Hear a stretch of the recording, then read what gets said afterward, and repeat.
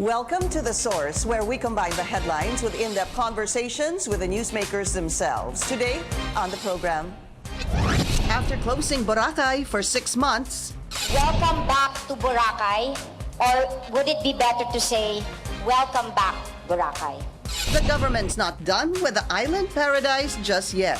Kung sasabihin ng Presidente na pati yung merong mga structures but appears to be illegal, talagang mapipilitan po kaming tanggalin yan at ipapamigay po natin sa mga magsasaka natin. Portions of Boracay land are up for distribution this month. I will go to Boracay to personally distribute the land reform program certificates. Fulfilling the president's order to put the island under land reform. Agrarian Reform Secretary John Castriciones joins us live. And later, would you dare to enter what could be the world's most disgusting museum? Find out on today's In Focus.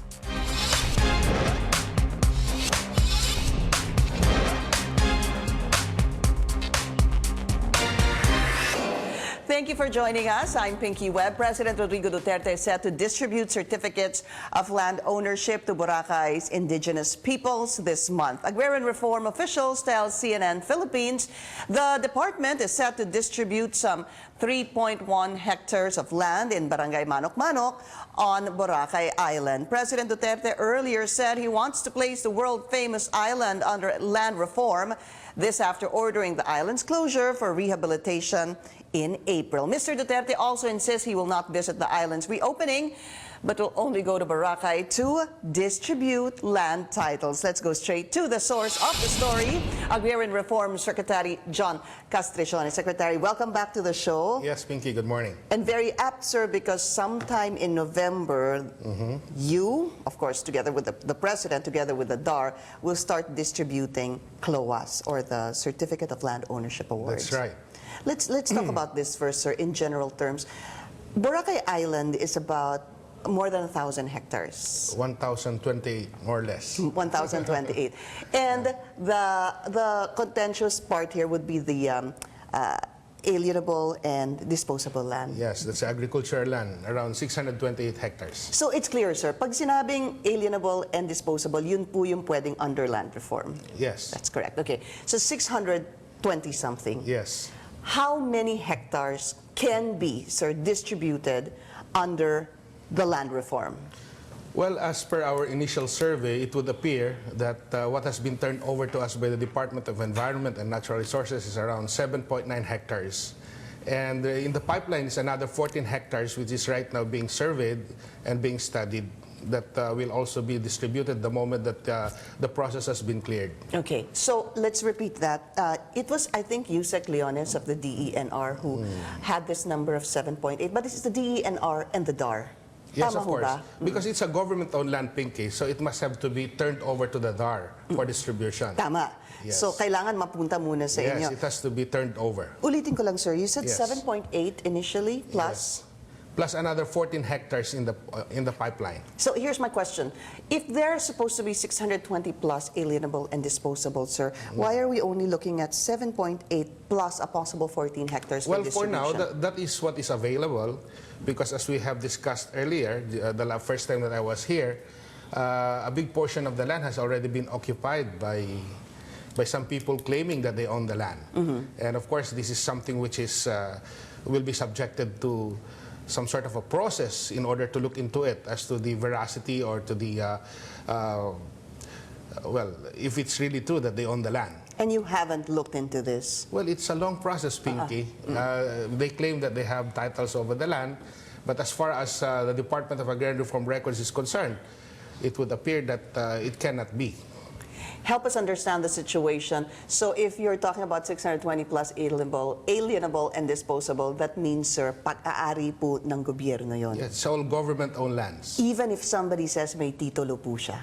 Of course, if they claim that there's a title, not unless that title has been questioned in court and it has been declared to be spurious, then definitely it will remain.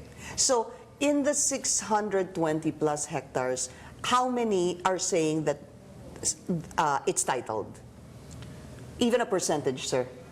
Well, the last time that we discussed about it, there are some people, particularly those which belong to the Tyrol estate, claiming that they own the land. Now, of course, they have a title and they're showing it to the public, and there has to be some sort of a process in order to question it, to nullify the said title, whether it is really accurate, it's true, Yeah. or it's spurious. And who says that? It's the court. It's the court. Right. If it starts with a regional trial court going up, sir. Right. Paakyat yan. All right, so you're looking at 7.8 plus 14, but so far, how many can be distributed this month? We will be distributing around 3.2 hectares. To whom? First of all, it would be the Ati tribe, the Itas. Yeah. And we have already made the identification process. So, in fact, I went there personally and I talked with them, and I was able to more or less interact with these people. And indeed, we were able to verify their claim that they were the first settlers of the land. And because of that, we underwent some sort of a process, and we were able to identify them as the recipients of these lands. Was that a difficult task, sir? It is, considering that we are talking about Boracay, and you know how expensive Boracay is now. And definitely, there are some people who would be claiming it, stating that they also have a right over the land. And you know how it is. Even if it's not Boracay, definitely, when you're talking about lands, it's really something that is contentious, so to speak. 3.2 hectares, how many beneficiaries, sir? Well, as per our record, it would appear that in Boracay Island, that's in the municipality of Malay, there would be 44 agrarian reform beneficiaries. Are we talking about individuals or families? Well, what will happen now, since these are Atis, no? They belong to a tribe, they prefer a collective CLOA. So it's more or less it's one title, but all of them would have a right over the said title. In other words, the 3.2 hectares will only have one title. Is that correct, sir? Well, there would be four. There would be four titles. There would be four titles, but all of these titles will be given to the Ati tribe. So 4 titles, and doon sa 44 families, they own a portion of all the 4 titles. Yes. Yun ang napagkasunduan. Right. It's an inchoate right over the land. Why would that be, sir? Can you help us understand the situation? Well, as you know, when we deal with the IPs, the indigenous people, they prefer to have some sort of a kadti. That it's a communal ownership of the property, because you know, they have culture wherein they would like that all of them would own the property, and they have to appropriate a certain portion for that, for their common use and also for their economic use. So 44 families will have 3.2 hectares. When will the distribution happen, sir? Well, the CLOA? tentatively it's scheduled on November 8, 2018. With the president? The president has, that's the schedule of the president, and I hope that he would be available during that time. Yes, he was also saying, the president was saying in the past that he'd like to go to Boracay, not for the reopening, but of course for the distribution of the CLOA. Let's listen to what the president said. I will go to Boracay, but I will go to distribute the lands given to the artists. Di ako masyado, I'm not into Samto celebration. But I will go to Boracay to personally distribute the land reform program certificates to the Lungmats, the natives. Secretary, exactly where will the land, where is this portion of land, this 3.2 hectares? It's actually located in Barangay Manok-Manok. Saan ho yun? I think it's in the, it's the portion near the Big Island. It's in a portion near the Big Island. That's Ayan it, po. right. So if we're looking at, nasa likod ho ba yan? Yeah, I guess that's nasa likod po yan. Ito Yeah, kasi, sa likod ng fairways, no, sir? no, yung forest kasi nandun sa tuktok eh. Okay. Yeah, this one is near the island, Ah, okay. the Big Island. Sir, yung 3.2 hectares magkakasama po sila? Tabi-tabi? Separate. Hindi siya magkakatabi. Not one contiguous title. Area, all Yeah, right. area, right. Sec, if I were to ask you, how much would that 3.2 hectares be worth approximately? I think it's a fortune. You know how it is. 1 square meter is worth so much. So Yeah. it's really a fortune, and it's really a blessing to our IPs, you know.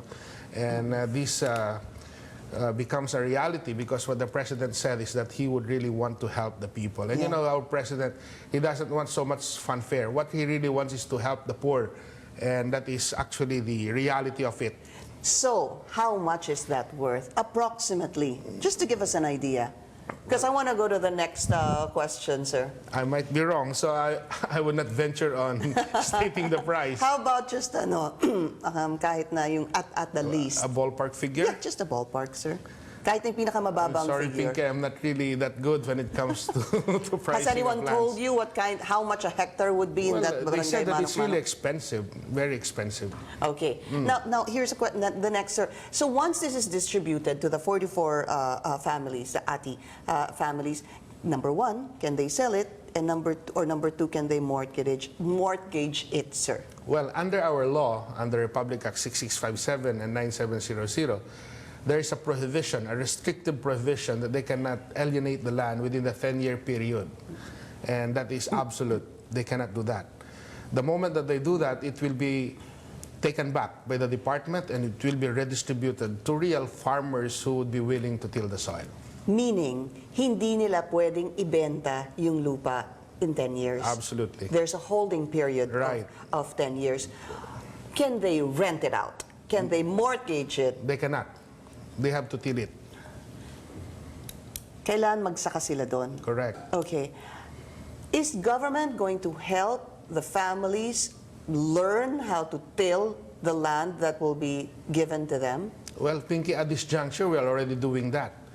We have been giving them some sort of a training as to how they would be able to utilize the land. And actually, it's a mandate of the Department of Agrarian Reform that we do not only distribute land to the landless farmers, but we also subject them to some sort of a training and we give them support. We organize them in order to form agrarian reform beneficiary organizations. These are cooperatives. And this is the way within which this is the link, the nexus within which we bring in the support that is really coming from the department. Like we provide them with farm tractors, rice harvesters, crushers, post-harvest facilities, and also to some extent we give them farm-to-market roads and also tulay ng Pangulo. But this kind of training, naumpisa na ho dito sa ATI Tribe Yes. prior to the possible November 8 distribution of the Right. CLOA. We have already made the necessary and the initial steps on how we would be able to give them this sort of training so that they would be able to maximize the utilization of the land. What can they till there? Anong pwedeng isaka doon, sir? Well, you know, Boracay is so strategic. There are so many restaurants, hotels within the area. And you know, the vegetables that is used for, of course, the menus, the food that they cook come from the island. So it's so expensive. Now, if we can train them so that they would be able to utilize it for purposes of planting vegetables, then definitely it will be very productive for them. All right, we'll be taking a short break. This is The Source on CNN Philippines. Still to come, we get an update on the Sagay killing, and is it part of the so-called grand plan to oust the president? Agrarian Reform Secretary John Castriciones will still be with us after the break.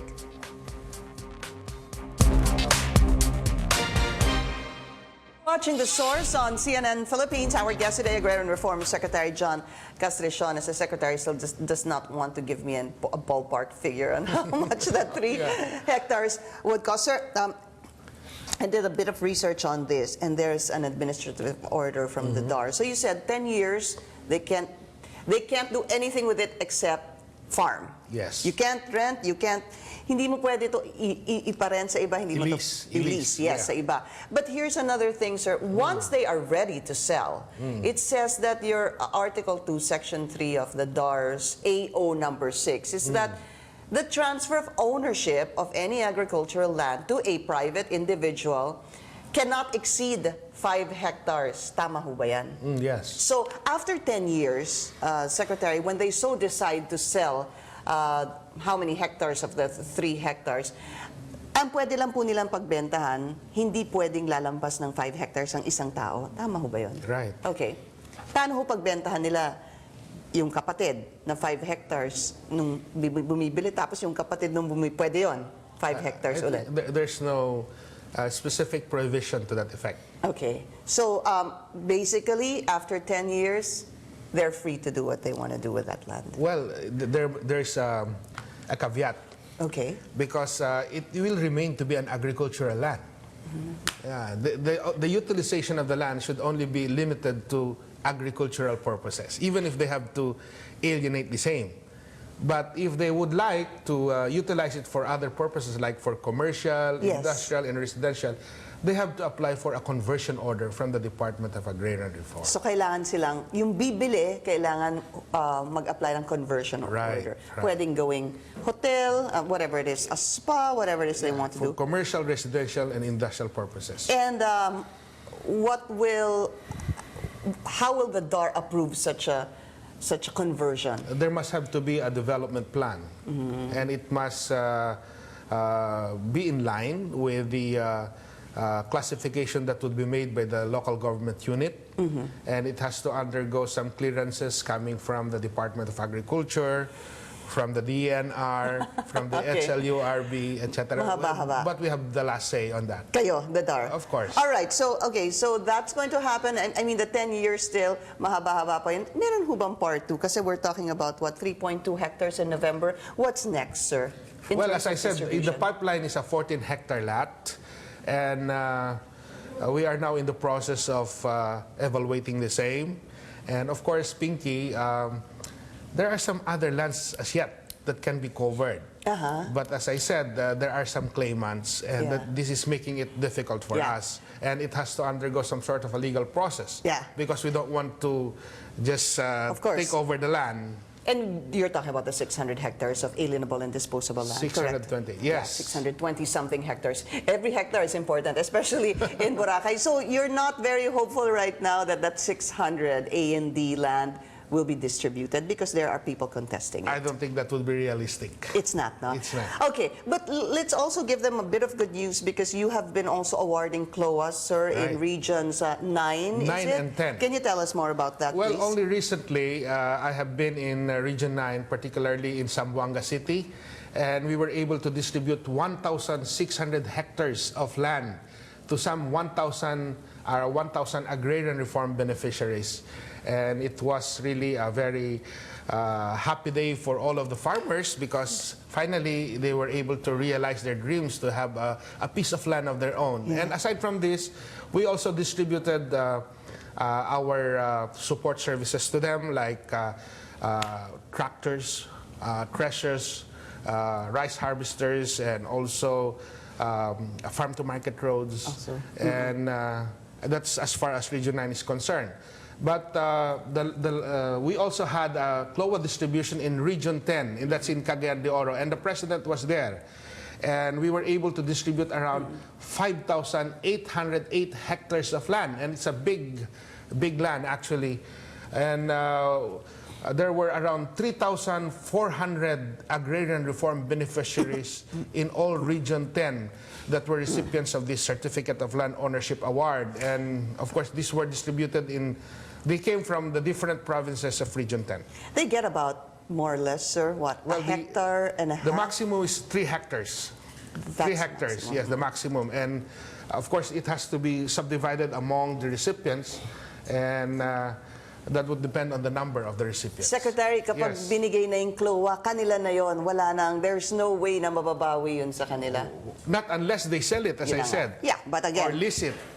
after 10 years, After because 10. there is, again, that holding period. No, if they sell it or lease it within the 10-year period, that's the restrictive period, we can get it back. Yes, that's right, sir. Oo nga. Kaya nga, hindi nila pwede ibenta Correct. na within 10 years because if they do that, you have the chance to forfeit Right. We will definitely do it because that's in line with the provision of our law. Sir, I want to talk about the Sagay farmers. Some farmers from the National Federation of Sugar Workers are even calling for your resignation because of some statements you made. 9 were killed over there. Sabi niyo po, number 1, pwedeng mga kasama nila. Did you say that? Ang naging pumatay sa kanila. And number 2, that the 9 who actually died are not DAR beneficiaries. Can you clarify that for us, sir? Well, as I said, if they call for my resignation, we cannot please everyone. But there are so many farmers who are pleased at this time because of the very many hectares of land distributed to the farmers. But going back to the Sagay incident, well, actually, it's the police, the one who conducted the investigation, who have made pronouncements to the effect that, as a matter of fact, there have been cases filed already. And it would appear that those people who were charged were also members of the organization. And based on the evidences that were actually gathered, it would appear that those victims actually were not residents of the area. Some were, but some were not residents of that barangay, Bulanon. And based on our records from the Department of Agrarian Reform, they are not potential agrarian reform Beneficiaries. Yes, that's my pronouncement. Yes, and they didn't like that because they're saying that you are supposed to be even protecting farmers, and here you are immediately saying they're not even beneficiaries. But I don't have to lie to protect them.